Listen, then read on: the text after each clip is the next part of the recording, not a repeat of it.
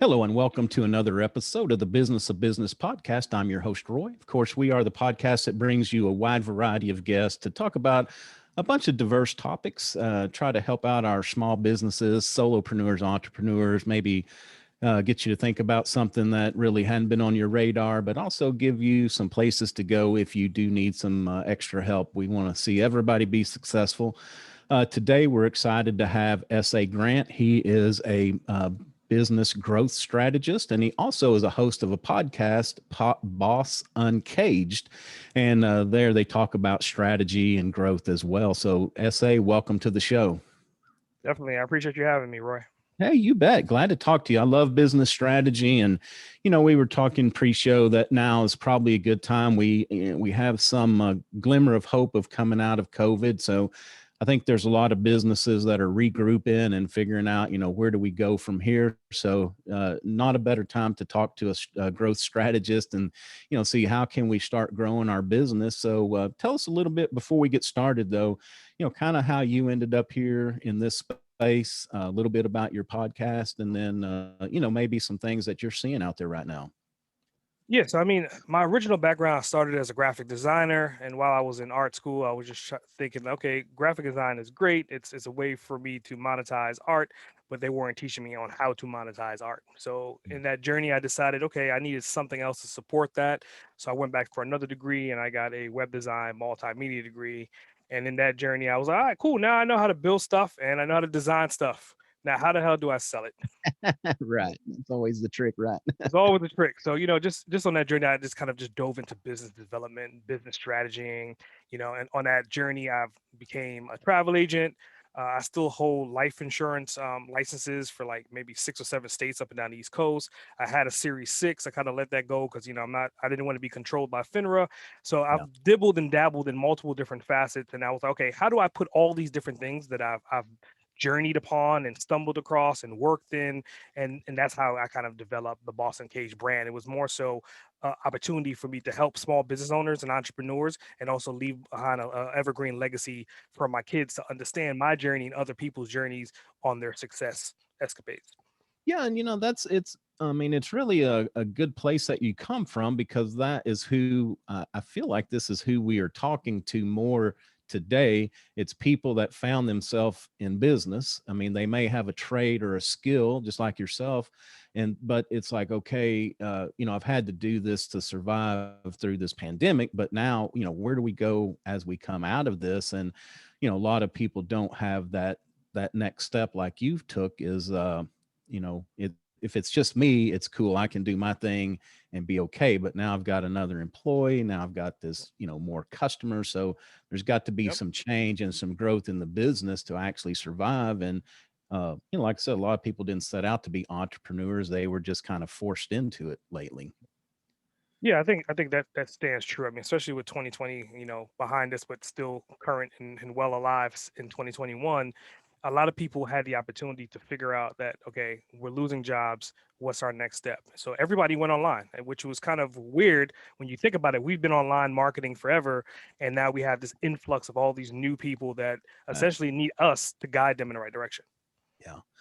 Yeah, and that's an important part as well, is that well, there's just been increasingly more and more noise on the internet, so it's important to, how do you differentiate yourself? Because a lot of people may not last in the space, or when jobs pick back up, they may go to work, but still there's just it's everywhere. There's just so many more people, so much more videos. And one thing I've noticed an explosion of in the last week, it seems like, are people doing surveys on LinkedIn. And used to, that was a pretty good little space you could be in, do a survey here and there. But you may be the only one, but I guarantee you, when I check my LinkedIn during the day, there's like 5 to 10 surveys all right in a row. So again, it's not that it's a bad tool, but it's just one of those things.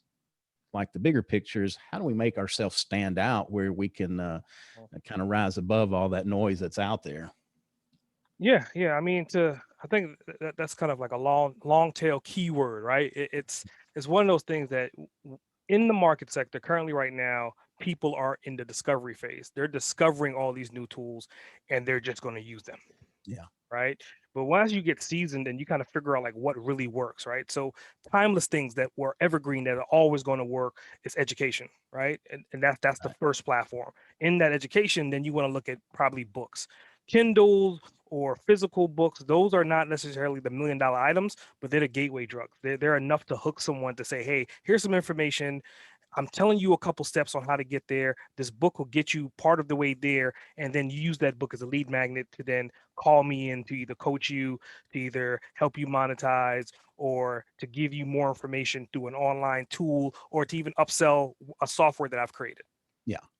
No, and I think I'm glad you mentioned that because that is definitely what I talk about as much as I get an opportunity is that educational component is I feel like to me for my strategy that is just the very best is try to educate people and that doesn't mean I'm going to turn everybody into a consumer but you know what we can't I don't think we can worry about that we have to put it out there so because it's like anything else there's going to be do-it-yourselfers that they're going to take your instructions and they're going to do it yourself but the other component of education I think is sometimes if you read my strategy and my steps you may be like holy smoke that's a lot of stuff and I need to hire a professional to do that because I could maybe do it I mean like I could probably put a car together but do I really want to take the time to buy all the pieces and try to assemble this thing and hope that it runs when I get it all put together.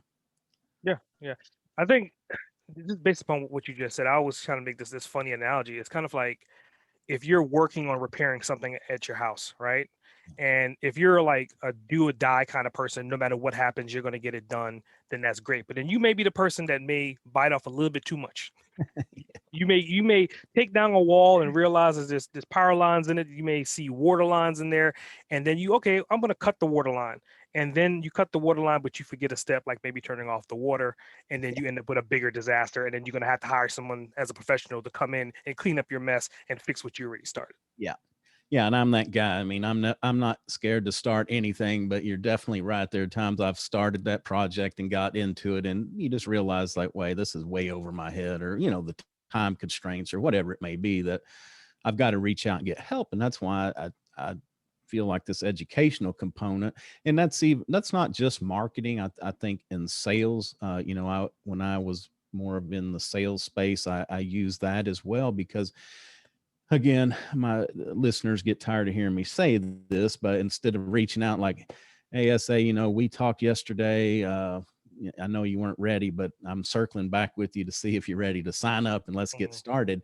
And I realize that you got to differentiate between smaller dollar items versus, high dollar items, but typically, selling consulting services and that it's usually higher ticket items and so there's that educational component to like build some rapport and instead of like I said just circling back to see are you ready to buy more send like hey this is some information I found the other day that may help you in your business or may help you with this decision or whatever but just kind of keep that relationship going because the reality is you may not need my service today. You may not even can afford my service today. mhm. But if I stay with you and keep, that, trying to keep that relationship up and sending you some information when you do get ready, then I'm top of mind and you'll, hopefully reach out. Mm. Yeah, yeah, definitely. I definitely agree with that. I mean, I look at it from the standpoint of it's just the medium has changed, right? If Mhm. you go back to like the late 80s, early 90s, it was all about faxing. You just Right. keep faxing and faxing and faxing and faxing and faxing. And then hopefully through these millions of faxes over the course of 2, 3 years, someone raises their hands. It's the same thing Right. with mailbox, right? You get these little packages in your mail about roofers and plumbers and all this other information that comes in from time to time, and then eventually you may actually pick up a flyer and contact someone, so it's just Right. staying front of mind. Yeah. Yeah, no, that's to me, it's the most important part because there are people that, they're the one and done. I reached out, you didn't want my stuff, so I'm moving on to my, next person in the list. But we forget about that top of mind thing that if I got something from you in the last week, I may have gotten something from a guy, your competitor a year ago, but he's not top of mind. I'm thinking, hey, I'm going to reach out to SA. He's a guy that can help me with this. So I think it's important. And we've got so many options that's the other great part about this now is, we've got these books, we got ebooks, we can do videos so easy. I have, of course, we tape, so we use Zoom a lot, Teams, but also I just found Loom not long ago. And, what an awesome tool that is. I've got some, people helping me with some processes. So being able to record that, send it to them, but also it may work, for you in that marketing space or reaching out to your customers, following up, trying to get an ad on sale or reaching out to a prospect. I mean, that's the great thing about today is we've got so many things out there, but then I guess it's a drawback as well. We've got so many things out there. We got to, figure out what's working and where we want to put our time and energy, especially, for small businesses that, we don't have teams that can, we can assign a guy a blog or a guy videos and this and that. We have to make those decisions based on our time availability. Yeah, yeah, definitely. I definitely agree with that. Yeah. So it's what are you what are you finding that's working as far as the medium or what works best for you, like blogging? I know that you're doing the podcast, but Mhm. a lot of newsletters or, kind of what has your strategy been that's working well?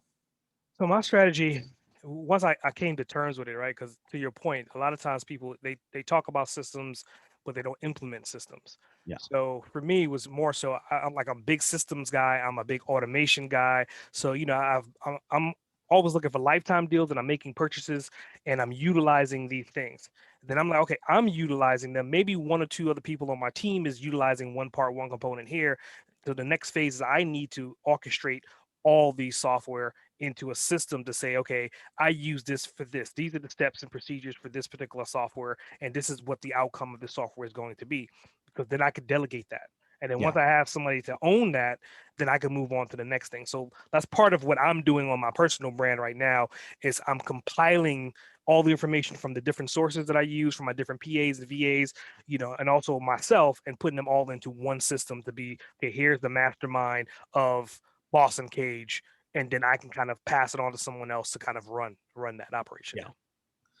Yeah, and that's another good point too about getting everything consolidated instead of having some people pieces, some team members using this piece, some using even a different software, a different program to do something, and having it all consolidated where you can kind of look down over that whole process, which kind of gets back to writing down, documenting processes and procedures. I think is extremely important as we look at growing a business because I mean, you bring a team member on, I can tell you how to do everything right this moment, but in a week from now, are you going to remember exactly what we talked about? So again, Yep. using these different tools to document these processes, I just feel is extremely important.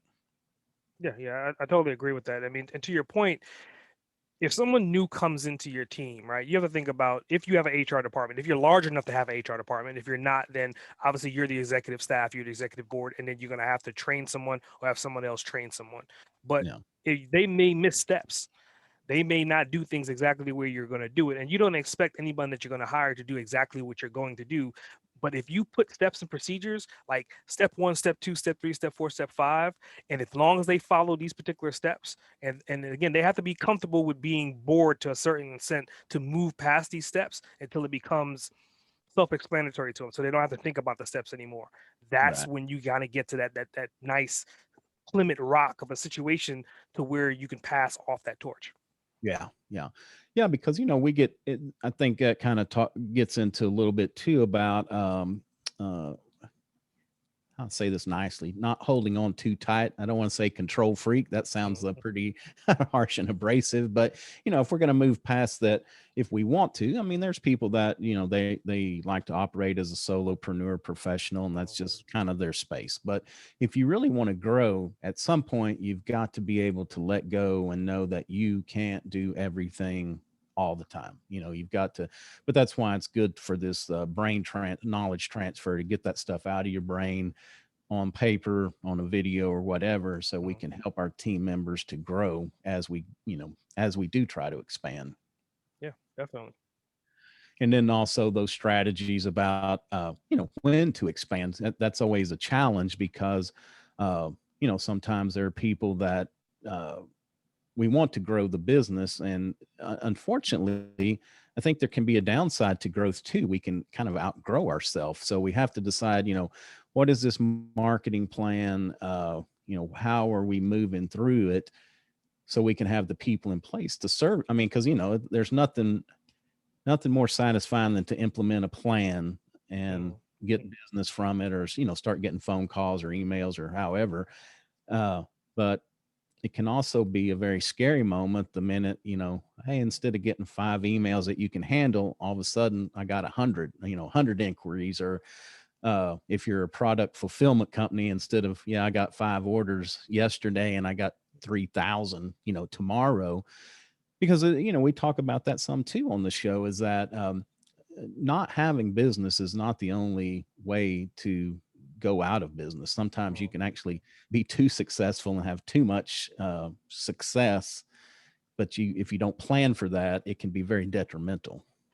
Yeah, I think definitely with that. I mean, automation, and I know people that they hate the whole AI wave that's coming and that's here now, but that allows us to really focus on what we love to do, and then Right. we can have a system in place that's going to automatically execute day-to-day tasks. And I think Right. that's how I juggle it in like my business. Like, if I get 100 people that come in one time, I'm gonna segment them based upon why they're contacting. I may have someone that may need coaching, someone that may need counseling, someone that may need a website, someone that may need graphic design.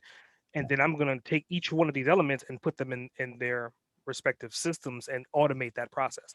Right. Right. Yeah. So, graphic design, it's having a good piece of real estate on the internet is very, Mhm. very important. So, just we don't have to go way in depth, but just off the top of your head, what are some things that we really need to look at our web properties and make sure that we have done, not only that text, but also making sure we have some pictures and videos, things like that. Yeah, so even before the visual, I mean, to be honest with you, your site could be completely hideous, but it's the functionality primarily. And coming from a design guy, you're gonna like, well, why are we talking to this guy about this? He's a design guy, but I had to learn that myself in the process. Coming from a design background, everything looks great, but then what's the conversion? Like, what is it doing besides looking fabulous, right? So one thing that you need to do on every single website, and I see tons of websites still to this day that have this one crutch, is that in the first top 10% of your page, there needs to be something to gravitate information from, whether it's a lead magnet, whether you're giving away a free book, or whether you're saying, hey, download something, or you're just saying, hey, sign up for my newsletter. Like that's the first and foremost for any website. And you have to have that front and center before you even get into your services or get into anything else. You want to capture that lead because again, time is short. You only have 30 seconds, and somebody may land on your page, they may fill out the form, hit submit, and then their phone may ring. Right. Yeah. Yeah. That and needing to load up fast, because there's nothing worse Mhm. than having an awesome website that you just can't get the darn thing to load, because, we're all impatient. I have to admit, I'm the same way. If I try to load that site and it's too slow, I'm moving on, or if some, whatever. Mhm. But uh, so let's talk about that. I don't know what you call it technically, but that screen, when you hit a website, you have a screen's worth of information. And, my philosophy in the past has always been, have that catchy, draw people in there, Mhm. and not try to explain everything like rolling down a page. Having, back in the old days when it was mainly text based, is, man, you may have 10 or 20 pages worth of material just run out all on one page where people had to scroll down and find. But uh, kind of tell us about how to, what is a good plan to organize that information to take people deeper into the site instead of, I guess more lengthwise. Yeah, so I think that really comes down to like your sale procedures, right? I mean, is your website a sales tool? Are you using it as a conversion tool? And what that really means is that as your salespeople or yourself is responding to emails, you're having a conversation with someone, are you using a page on your website to send them to give them more information than to convert them? Or is someone finding you through a Google search and they're going to find general information and then you want them to contact you, or they're going to submit an email address that you can contact them? And that's kind of like the two pipelines, right? So you have to kind of distinguish between those two. For mine, I have a mixture of both, But honestly, I found the most rewarding to be like through podcasting, because through podcasting is evergreen content. It's not like I'm selling and as I'm promoting without promoting, and I'm giving value. And to your point, it's going to last, right? So somebody may find my podcast 5 years from now and hear a particular topic that we was talking about, and then by default, at the end of that podcast, there's not necessarily upsells, but I'm directing them to my social media platforms, or I'm directing them to a free opt-in page, or I'm directing them to a particular landing page based upon that particular topic that we were talking about. So that's the thing that I would say you kind of want to figure out, like, where's your pipeline? Where does it start and where does it stop? And where does the conversion happen?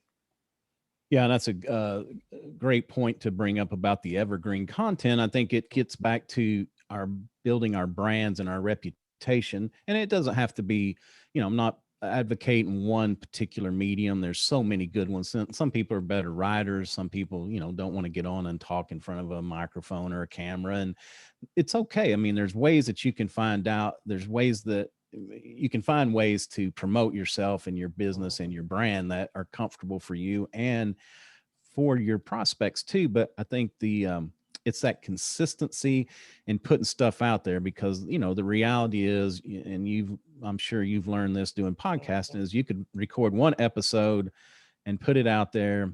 You may have some people that look at it, but not everybody in the whole entire, not everybody that's seeking your service, that title or that episode's not going to resonate. But if you've got 100 of them out there, then all of a sudden it's just to me, the numbers become exponential. That I don't need to get somebody interested in this one episode. It's like I've got 100 now that they can find something in there that will work for them. Yeah, yeah, I totally agree with that. I mean, it goes back to the whole definition of being evergreen, right? I mean, if you think of things that were published from like Napoleon Hill, Napoleon Hill's content is evergreen content. You could listen to it 20 years ago, 100 years ago, 100 years from now, and it's still going to be relative. And he's not talking about like particular software or particular niches. He's talking about the general content that's going to be forever useful. Right, exactly.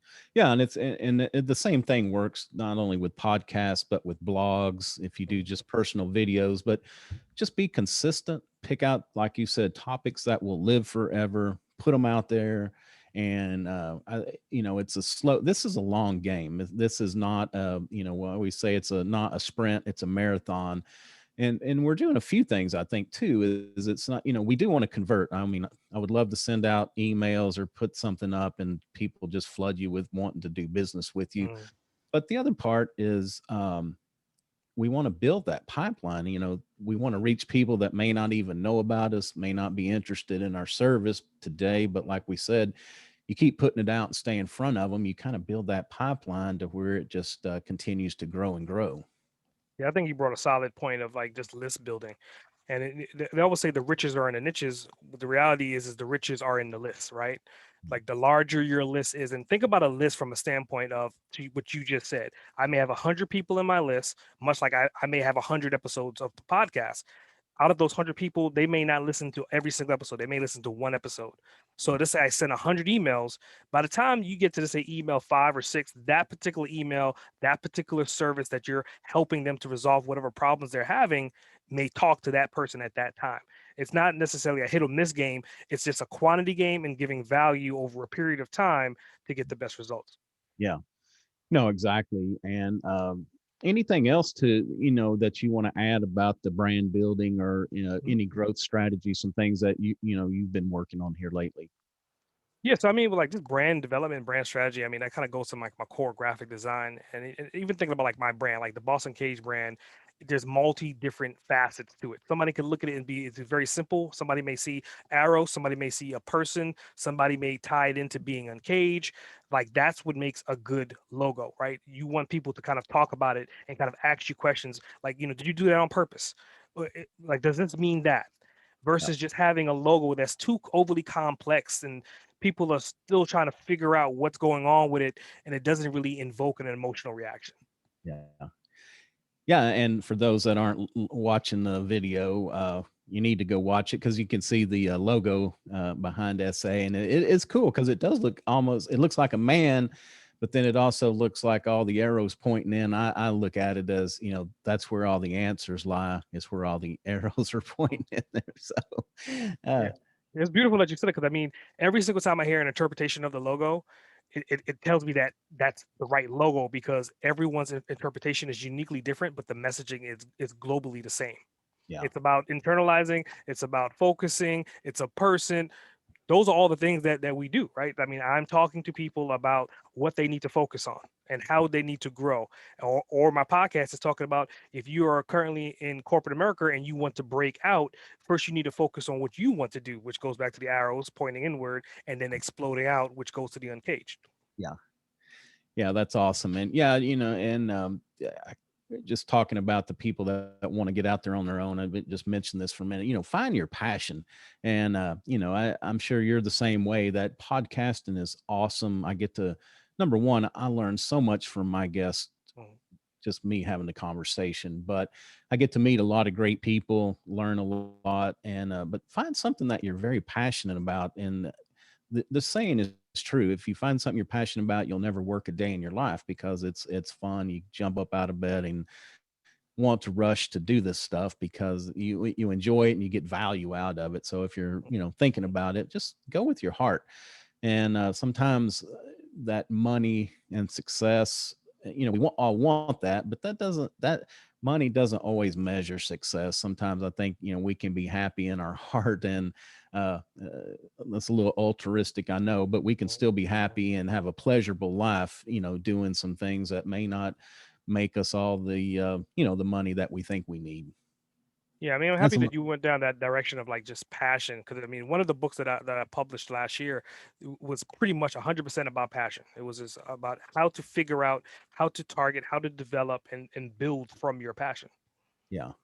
Yeah, I think it's very important because I know a lot of people that have good jobs, make a lot of money, but they're miserable. I mean, they just their life is not their own. And there was a local news article about a guy that used to be he was an options trader, had some kind of a medical event, and now he's a muralist graphic. He's an artist that paints on the side of buildings and things like that. And he's just like, and he's like, I am so happy, and this is so much better, for my quality of life. So it's kind of an inspiring story.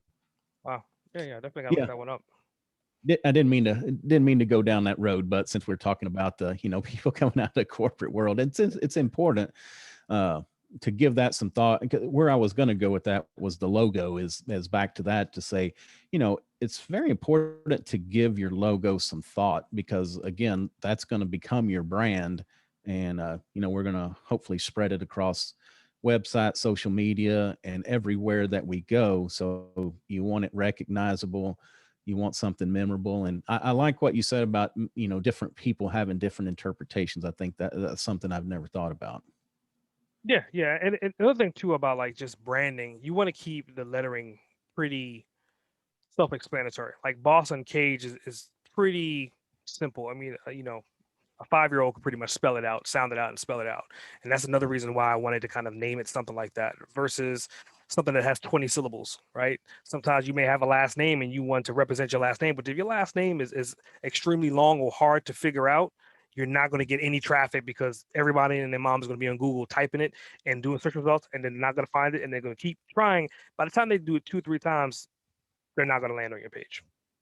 Yeah, or hit somebody else that's close. I've done that before, Yeah. typing the wrong, trying to get somebody's name right, hit the wrong. And it's like, oh, this person does pretty close to the same thing. So, one last thing on logos. I think it's important because in the past, I've had people, when I've reached out and said, hey, I'd like to develop a logo. Mhm, And they say, hey, great, I'll get you 5 ideas. mhm. But there was never any really discussion about who I am, what I want, what the business does. And and I'll let you explain the importance of find somebody that'll sit down and have a conversation with you to really uncover these types of things. Yeah, so there's a caveat with that, right? I mean, like probably so right now, I'm working on company wise. We're working on three separate logos. So, and obviously, this is not the first logos we've worked on for these companies, But Right. Right. usually what we do, we start off with benchmarks, because anytime somebody wants a logo, unless they're a visionary and they can establish in their mind what they want to see and perceive to represent themselves, they have no idea. So I always say, give me a benchmark. Give me something that you see that may not be in your market, that may not be in your brand, but it has the colors. It may have the shapes. It may have the iconography that you like. It may be the stylistic font that you like. Send me that Yeah. first, Yeah. right? Yeah. Then your company profile, I mean, I can go online and do all the research and do all that, but if I'm taking the iconography of what you're looking to look like, and then I'm gonna Right. mix it with what you represent, that's how we come up with this new creation of something uniquely different that represents you. Yeah. Yeah, because there's some people that are very buttoned up, straight laced, and they're going to want something different than kind of that that funky artist type person that's a little bit more free spirited. They're going to both think that each is going to have a very different interpretation of what works good for them, or what represents them as their person. Because that's really what Mhm, you want. I assume that's really where we want to get to is, we want it, mhm. especially small businesses, we want it to represent who we are and kind of get our message out there as well. Yeah, yeah, definitely, definitely. I think one of the tips and tricks about just logo development strategy in general is that usually if you're gonna say, I'm gonna give you 3 logos, right? Usually what you're going to do is put the worst logo first, like the one that you do not want them to pick, like the one that you just don't like and you just built because they gave you direction to build that. Yeah. Then the middle one is kind of like usually the one that they're going to pick, and then the third one is like hopefully they may or may not pick it. So you present these three to them, and then the first one they're gonna be like, they're gonna get to the second one, they're gonna get to the third one, and then the psychologically side kicks in to where they're gonna look at the third one and they're gonna go back to the second one. They're not gonna really remember the first one because it's hideous, and they're gonna kind of stay in the middle. That's like just a general strategy when you're being presented with logos. Yeah.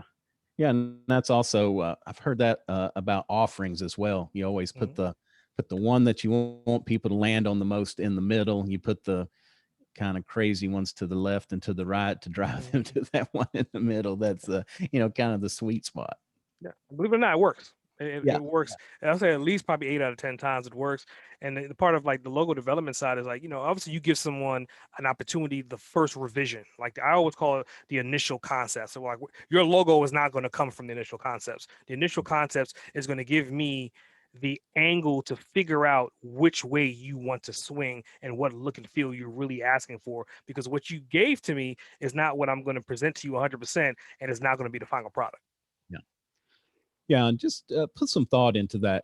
My advice is hire a professional like yourself to Mhm. really put the thought into it. That after you've done a few, you kind of develop a little bit of intuition. And people like myself is if you need a spreadsheet done, man, you come to me. I can put some numbers in Mhm. a spreadsheet, and I'm pretty good with that. But trying to come up with that creative, something a little bit extraordinary, kind of difficult for me. So that's again a good reason to reach out to a Mhm. professional to get some help and work through that because it's important. You want it to live with you for a long time. Not that we can't change logos along the way, but we want it to be recognizable where when people see it, they know exactly who you are and what you do. Yep. Yep. This has been Totally around. agree. All right, SA. Well, thanks so much for your time. Any closing thoughts before we wrap this up? I mean, since this particular episode, I mean, we went down like just the design path. I would just say, keep in mind, like when you're working with a designer, there's 2 levels of design, right? There's a designer that can actually create anything from scratch. If you give them free will to do whatever it is without any abundance of hindrance or hovering over them, you get a creation that you may not even imagine would have happened. Yeah. Versus if you come to the table with something envisioned in your mindset, but it may not be achievable because of the limitations of what your company represents versus what you're trying to put on the table. So when you're looking at these 2 options, keep in mind that there's a value add to that. Someone that is going to create it from scratch definitely should be would cost more Yeah. versus someone that's going to take your ideas and recreate something based upon the principles that you're trying to instill in them. They're not necessarily thinking, they're more so just developing your ideas for you. Right. Right. Yeah. Exactly. No, that's a great point. All right. Well, tell everybody, of course, how you can help them with growth and how they can reach out and get a hold of you. But then also tell us how we can find you on Boss Uncaged as well. Yeah. So anything growth strategy wise, and I mean, I think today we kind of just dibbled a little bit on these aspects of what growth strategy really kind of looks like. And I think some people that really don't understand the definition of it. And the definition, it can be graphic design, it could be web design, it could be, you know, your accounting, it could be any one of these different puzzle pieces, but sometimes they're just fragmented. So when you come to a growth strategy, the goal is for us to pull these compartments together and give you a clear path to get to your next step. So if you need any help with growth strategy, you could definitely go to sagrant.com and you can fill out the form right there at the top of the homepage, like I suggested earlier, or you can kind of look through to see what kind of content and services we have there. And for the podcast, it's simple. Go to podcast.bossuncaged.com. So that's just podcast.bossuncaged.com. All right. Yeah, y'all go listen. A lot of great episodes out there, and give SA a call. He'll be glad to help you with your growth strategies as well. So thanks a lot for your time. Certainly do appreciate it. And that's going to do it for another episode of the Business of Business podcast. Of course, you can find us at www.thebusinessofbusinesspodcast.com. We're on all the major social media platforms, as well as all the major podcast platforms, iTunes, Stitcher, Google, Spotify. If we're not on one that you listen to regularly, please reach out. I'd be glad to add it. So until next time, take care of yourself and take care of your business.